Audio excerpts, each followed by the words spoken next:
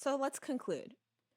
When it comes to participatory performance in the specific field of music making, we're trying to understand the goals and values of various people making music around the world. And part of why this is so important is that it helps us move away from just categorizing music, right? As this is indigenous music, this is classical music, which has its own kind of implications and hierarchies and systems of values. Instead, we're trying to understand why music is being made in this way. What do the music makers get out of this experience? What do the individuals and the communities get out of it? And why do they keep making music in this way? So, part of it is because there's such a high level of participation, right? There's a sense of community and everybody working together, which is very desirable in participatory music making experiences. This is part of the reason why people enjoy this. Generally, it's open to all, right? Think about how intimidating it is um, playing music next to someone we would consider to be a professional music, right? We get a little self-conscious. We say, oh, we're not as good. But when we're in participatory music making experiences, a lot of us can get rid of those insecurities and just feel a part of the community, even if we don't have much musical experience. The social inclusion aspect is also a desirable aspect of participatory music making experiences because you're not just gathering captively watching somebody put on a show and then leaving.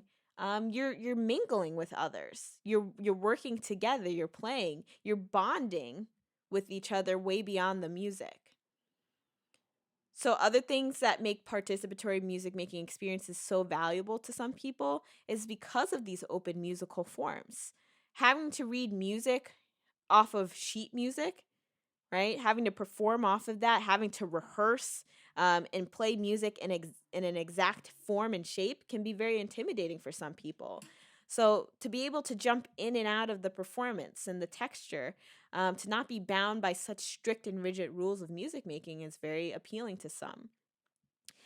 And then the dense textures also add another layer of security for people, right? Because by being able to hide within a denser texture, people feel more connected to a broader community and they don't feel like everybody's looking at them.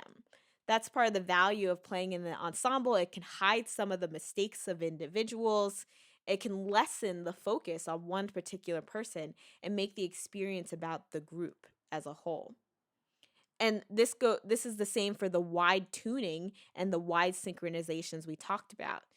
If you have people who aren't quite playing exactly on the beat or aren't playing the pitches in just the right tune, it's all right because of this mass dense texture that covers up the individual mistakes and timing and synchronization errors. So, what we just explored today was participatory musical performance, and this is part of the real time fields of music making, so live music. What we'll talk about next class is presentational performance. What happens on the stage? What happens when there is an audience artist divide? And why people would value that type of performance over participatory performance and experience.